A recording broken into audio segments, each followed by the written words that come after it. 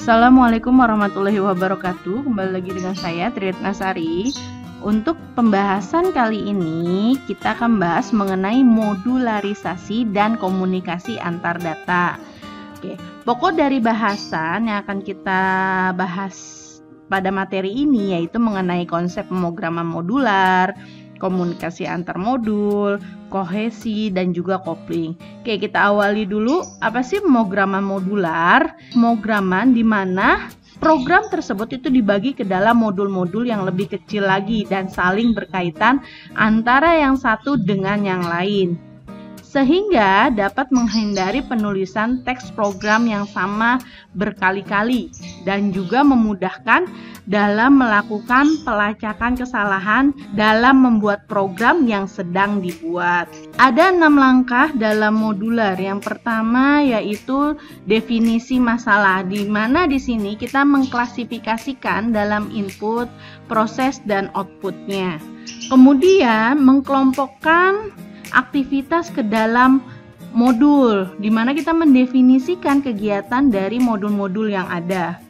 Lalu yang ketiga yaitu membuat susunan hierarki antar modul, di mana bagan susunan tersebut kita menjelaskan hierarki dan hubungan antar modulnya.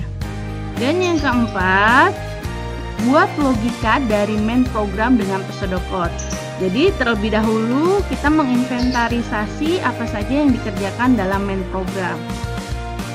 5. Logika per modul. Jadi kita harus membuat logika untuk tiap-tiap modul dengan pseudocode. Dan yang terakhir, yang keenam yaitu desk checking algoritma, yaitu kita mengecek kebenaran algoritma dengan data. Nah, di sini untuk jangkauan data itu ada 2, dan dari jangkauan data tersebut itu berhubungan dengan set efeknya. Yang pertama, global data. Nah, jangkauan data pada global data di mana variabel yang dikenal di seluruh program tersebut dan dapat diakses dari setiap modul di program tersebut. Nah, set efeknya apa? Yaitu perubahan nilai global data berdampak pada nilai data tersebut di semua modul. Sedangkan yang kedua, ada yang namanya lokal data, di mana variabel yang diidentifikasikan di sebuah modul, variabel ini hanya dikenal di modul di mana variabel tersebut diidentifikasikan. Set efeknya yaitu perubahan nilai lokal data hanya berdampak terhadap nilai data yang ada pada modul secara lokal. Contohnya, kita akan menampilkan nilai A di dalam 2 modul. Yang satunya di dalam modul fungsi main dan yang satunya di dalam prosedur coba. Misalnya nilai A di dalam fungsi main itu adalah nilainya 10. Sedangkan nilai A di dalam prosedur coba itu adalah nilainya 20. Nah, kita buat di sini saya coba menggunakan bahasa pemrograman C. Nah, kalau kalian perhatikan antara contoh perintah di global data dan di lokal data hampir mirip. Perbedaannya di mana? Perbedaannya letak di deklarasi variabel pada saat pengenalan variabel. Kita perhatikan pengenalan variabel yang ada di global data itu terletak di luar fungsi, baik itu fungsi coba maupun fungsi main. Nah, ini dari variabel yang kita deklarasikan di luar fungsi itu bersifat global. Sedangkan untuk contoh di lokal data, pada pengenalan variabel A itu berada di dalam fungsi. Kalau kita perhatikan, untuk di fungsi coba, di sini variabel A kita berikan nilai sama dengan 20. Maka untuk nilai A sama dengan 20 hanya dikenal di dalam fungsi coba saja. Sedangkan di dalam main, variabel A itu kita berikan nilai 10. Maka variabel A yang ada di dalam fungsi main itu hanya mengenal nilai 10. Jadi paham ya mengenai perbedaan antara global data dengan lokal data. Kalau global data secara keseluruhan mengenal, tetapi kalau lokal data hanya secara lokal, hanya posisinya di situ saja atau di dalam modul tersebut. Lanjut, kita masuk ke parameter. Nah, tadi kita membahas tentang variabel A, kemudian kita panggil penamanya. Tadi kan ada coba dan main. Nah, kita panggil coba tampil variabel A. Nah, itu dikatakan dengan parameter. Lalu parameter sendiri itu apa? Yaitu meneruskan data yang disediakan pengguna ke kolom kalkulasi dan konektor. Biasanya parameter itu memungkinkan berinteraksi dengan data yang disediakan. Parameter sendiri itu digambarkan bisa dengan parameter data, lalu parameter status, flag atau boolean. Lalu dalam merancang modul sebaiknya lebih banyak menggunakan parameter data dan hindari penggunaan parameter sebanyak mungkin. Gambarannya seperti ini. Kita ambil contoh hierarki chartnya ya. Karena kita belajar mengenai bularisasi, jadi modelnya itu top down. Nah, kalau kita perhatikan di sini pada gambar program payroll, kita lihat untuk parameter data tadi digambarkan dengan tanda panah bulat putih. Nah, ini pengiriman data. Contoh pada saat kita mau menggenerate payroll. Di sini kita get payroll, kita ambil data recordnya, yaitu dengan validasi record. Nah, ini mengirimkan data ke generate payroll. Sedangkan untuk parameter status tadi digambarkan dengan tanda panah hitam ya. Contoh masih di get payroll record dengan generate payroll. Di sini ada end of payroll. Nah, ini menggambarkan dengan status pada saat get payroll dilakukan ke generate payroll. Lanjut kita masuk ke parameter passing.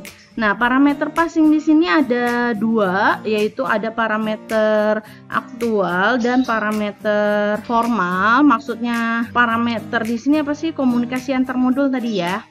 Oke.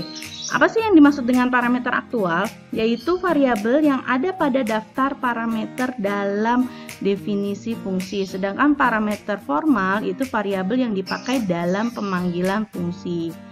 Nah, contoh seperti ini.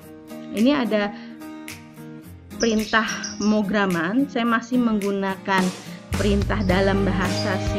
Kita lihat misalnya di dalam fungsi main itu ada pemanggilan parameter total dengan parameter aktualnya adalah A, B. Sedangkan parameter formalnya isinya ya, yaitu total float A, B ini merupakan dikatakan sebagai parameter formal. Jadi kalau di bahasa C, modul yang dibuat itu kita buat perintahnya di sini misalnya return A plus B, sedangkan pengerjaannya itu programnya itu tetap di dalam main. Jadi nanti modul total itu kita panggil di dalam modul main. Masih berlanjut ke parameter. Untuk parameter sendiri ada dua cara pemanggilannya. Yang pertama yaitu pemanggilan dengan nilai atau call by value, di mana pemanggilan dengan nilai dari parameter aktual akan ditulis ke parameter formal. Dengan cara ini nilai parameter aktual tidak bisa berubah walaupun nilai parameter formal berubah. Lalu yang kedua pemanggilan dengan acuan, di mana pemanggilan dengan referensi merupakan upaya untuk melewatkan alamat dari suatu variabel ke dalam fungsi. Cara ini dapat dipakai untuk mengubah isi suatu variabel di luar fungsi dengan melaksanakan pengubah dilakukan di dalam fungsi. Sekarang kita bahas mengenai kohesi dan kopling. Merupakan konsep dasar dalam perancangan dan rekayasa perangkat lunak. Nah, di mana kita membagi software atau perangkat lunak menjadi modul-modul yang kecil, bukan sekedar memisahkan kumpulan kode dari kumpulan kode yang lainnya. Merupakan kita memastikan bahwa modul yang dirancang itu menganut prinsip loss coupling high cohesion. Nah, kohesi. Nah, kohesi itu apa? merupakan keeratan hubungan elemen-elemen di dalam suatu modul. Nah, kohesi di sini ada 7 macam. Yang pertama, kohesi fungsional, yaitu mempunyai satu tugas, lalu menghasilkan satu hasil atau satu parameter output, bisa satu atau lebih parameter input. Lalu yang kedua, kohesi sekuensial, di mana dia mempunyai pekerjaan yang beruntun, lalu kegiatan yang dilakukan lebih dari satu, hasil dari kegiatan sebelumnya menjadi masukan bagi kegiatan selanjutnya, dan dapat dipecah menjadi fungsional. Yang ketiga, kohesi komunikasional, di mana kegiatan lebih dari satu, terus menggunakan data yang sama dan dapat dijadikan fungsional. Lalu yang keempat, kohesi prosedural, di mana satu kegiatan dengan kegiatan lain itu tidak berhubungan. Nah, hubungan antar elemen yang satu dengan yang lain karena adanya urutan statement dan dapat dipecahkan juga menjadi fungsional. Yang kelima yaitu kohesi temporal, di mana elemen-elemen terlibat dalam berbagai kegiatan yang mempunyai hubungan dalam waktu dan urutan yang tidak penting. Yang keenam, kohesi logikal, di mana elemen-elemen melakukan kegiatan dengan kategori yang sama, di mana parameter masukan menentukan kegiatan yang dilaksanakan dan tidak semua kegiatan dikerjakan. Dan yang terakhir, yang ketujuh yaitu kohesi koinsidental, di mana elemen-elemen itu tidak mempunyai hubungan. Lalu selain kohesi ada yang namanya coupling. Lalu coupling itu apa? Kalau tadi kita membahas kohesi itu hubungan elemen di dalam satu modul, sedangkan kalau coupling itu hubungan antar modul, jadi tingkat saling ketergantungan di antara dua modul. Untuk coupling itu ada 3 faktor yang mempengaruhi. Yang pertama yaitu jumlah data yang disalurkan, lalu yang kedua jumlah kontrol data yang disalurkan, dan yang ketiga jumlah elemen data global yang digunakan bersama-sama oleh beberapa modul. Untuk jenis-jenis kopling sendiri itu ada 5, yaitu yang pertama kopling data, di mana komunikasi di antara modul itu menggunakan data dan jumlah yang diinginkan itu adalah data minimal. Lalu parameter data yang disalurkan semakin sedikit itu semakin baik. Yang berikutnya, yang kedua yaitu kopling sum, di mana dua modul melakukan pas struktur data non-global yang sama, lalu struktur datanya itu berupa record dan array, dan timbul bahaya bila modul memeriksa struktur data tetapi hanya menggunakan sebagian. Kemudian yang ketiga, kopling kontrol, di mana dua modul itu melakukan passing parameter menggunakan data kontrol atau switch. Yang keempat, kopling eksternal, yaitu dua modul atau lebih menggunakan data global yang sama. Di sini tidak ada parameter yang digunakan dari modul pemanggil ke subordinat ataupun sebaliknya. Dan yang kelima, yang terakhir yaitu kopling common, di mana dua modul atau lebih menggunakan struktur data global yang sama. Oke, demikian materi penjelasan kali ini.